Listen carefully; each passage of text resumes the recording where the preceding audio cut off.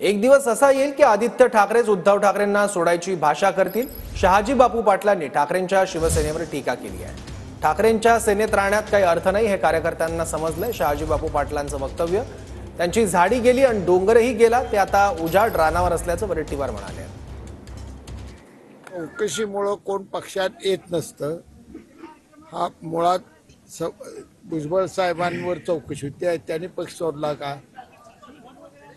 संजय राऊतांची चौकशी झाली, त्यांनी पक्ष सोडला का? परंतु कालच्या विधानसभेच्या निवडणुकीनंतर उद्धव ठाकरेंच्या शिवसेनेची वास्तवताच परिस्थिती अशी झालेली आहे की तिथं थांबण्यात काय अर्थ नाही, अशी भावना इथंपर्यंत जवळजवळ झाली।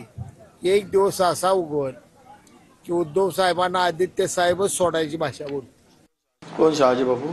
तो झाडी डोंगरवाला गेला की डोंगराच्या पलीकडं? आता राहिलं काय?